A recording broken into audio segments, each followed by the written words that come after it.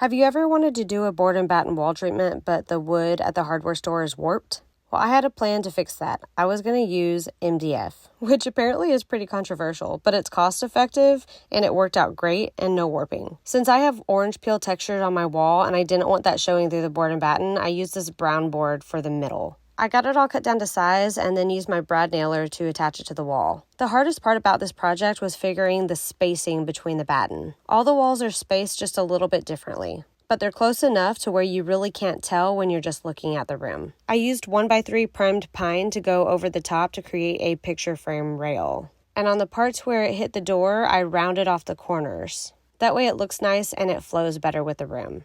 For the vertical pieces, I ripped those down to about 5 inches, and the horizontal pieces right here, I ripped down to about 3 inches. I wasn't going to add these horizontal pieces in the middle, but I felt like it wasn't fancy enough for what I was going for, so I went ahead and added those, and then I added base cap molding to the inside. Then there was lots of wood filling and sanding. And this is what it looked like after I got all the board and batten put up and I reframed the doors and window. Then it was time to prep the room for primer and paint. This is Mask and Seal I'm putting on the window. It peels off once it's dry. Then I plasticed off the room. I just tucked that underneath that bottom piece of MDF. The room looks a little bit like a scene from Dexter, so let's finish that off with putting my paint suit on. I used this Wagner paint sprayer to do the primer and it worked really well, but that tube was really annoying to have to deal with. Isn't this scene super satisfying? Then I upgraded to my Graco cordless sprayer for the paint, and this thing works amazing. Am I freaking y'all out pouring this on my counter? I did run out of paint before I could get all the ceiling painted, so I came back with a roller to get that done.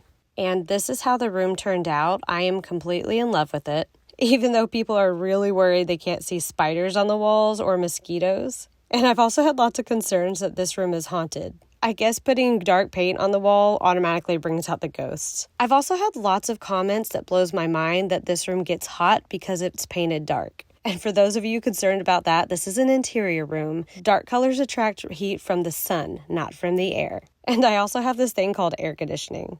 We also have this chandelier that's actually a fandelier. It has hidden fan blades at the top. We live in Texas. There's no way I could deal without having a ceiling fan in the bedroom. This thing is so cool. If you'd like the link to this fandelier, just go to the description and I'll leave it there for you, along with several other styles.